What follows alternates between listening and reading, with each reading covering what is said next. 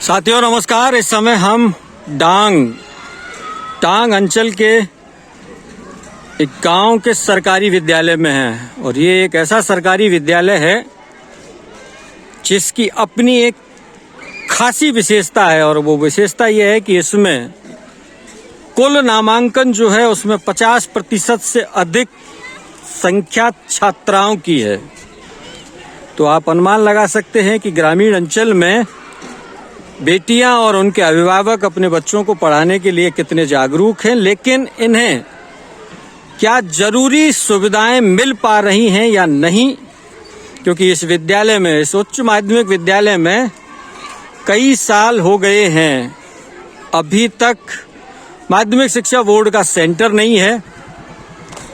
कला संकाय में जो 3 विषय शुरू किए गए थे, हिंदी, राजनीति विज्ञान और इतिहास, उसके अलावा एक भी विषय नहीं बढ़ा है और इन बच्चियों को, इन विद्यालय के बच्चों को विज्ञान संकाय में पढ़ने की आज़ादी नहीं है, क्योंकि यहाँ विज्ञान संकाय नहीं है। इस सब को लेकर के ये बेटियाँ क्या सोचती हैं, सीधे ही इनसे चर्चा करते हैं। गुड़िया, आपका नाम? कुसुमलता। कौन सी क्लास में पढ़ती है? 11वीं में। 11वीं में। जब विषय चयन करने की बारी आई थी तो 3 की ही सुविधा थी या और ज्यादा थी? 3 की थी। अगर इन 3 के अलावा और कोई विषय होता जिसपे तुम्हारी पढ़ने की इच्छा थी तो वो आज़ादी तुम्हें मिल पाई या नहीं? ना मिल पाई। कौन सी विषय पढ़ने की इच्छा थी तुम्हारी? इन 3? बायोलॉजी पढ़ने की इच्छा थी। तुम चाहती थी कि विज्ञान, लेकिन विज्ञान का आपके विद्यालय में अभाव है। आपके विद्यालय को विज्ञान संकाय नहीं मिला है। आपको क्या लगता है, मिलना चाहिए ग्रामीण क्षेत्रों में भी? मिलना चाहिए, ताकि बेटियां पढ़ सकें। हमारा नाम? गुड़िया? सपना। क्लास? 11th class. कौन कौन से विषय पढ़ रही हो? राजनीति विज्ञान, हिस्ट्री और हिंदी। ये 3 ही विषय हैं आपके विद्यालय में? हाँ। या और भी हैं? नहीं, ये 3 ही है। इन 3 के अलावा वो कौन सा विषय था जिसकी पढ़ने की तुम्हारी इच्छा थी?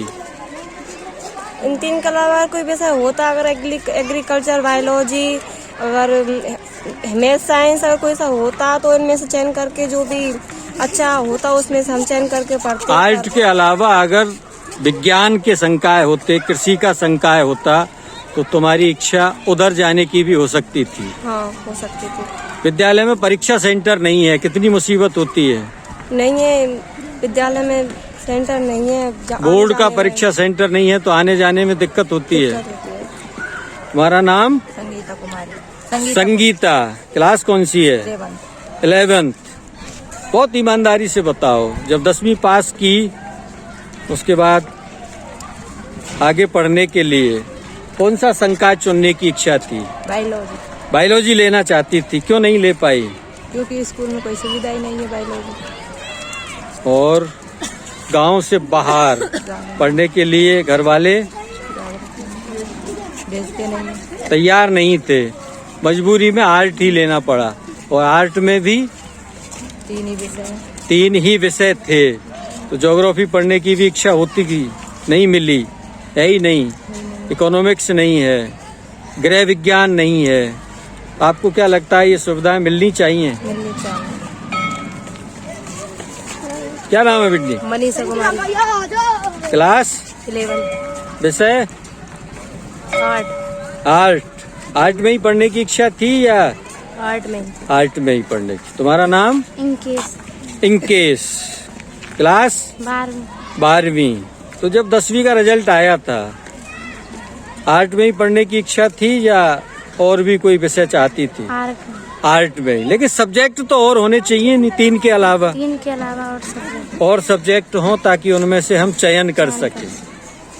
क्या नाम है तुम्हारा? आरती।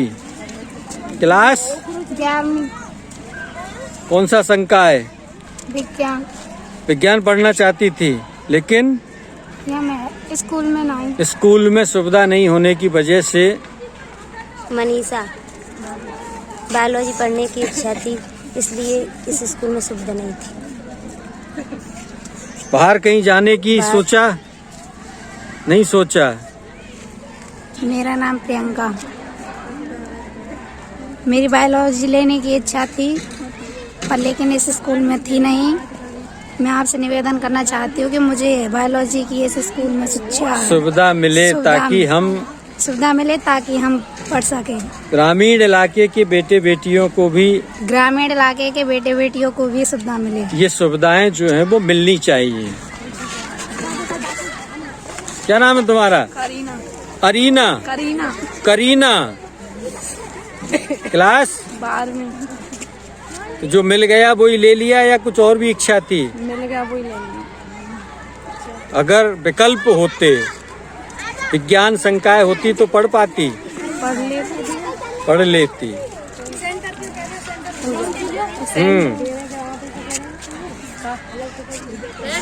विद्यालय में सेंटर नहीं है, इससे परेशानी होती है। हाँ। एनसीसी की सुविधा भी नहीं है।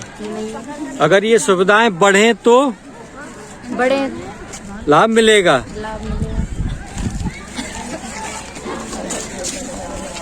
और बोलेगी कोई सी?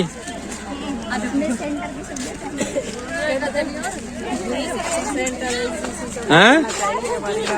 सेंटर की सुविधा कम से कम मिले जिससे बच्चियां कुछ आगे बढ़ सके, दूर दराज परीक्षा देने नहीं जाना पड़े।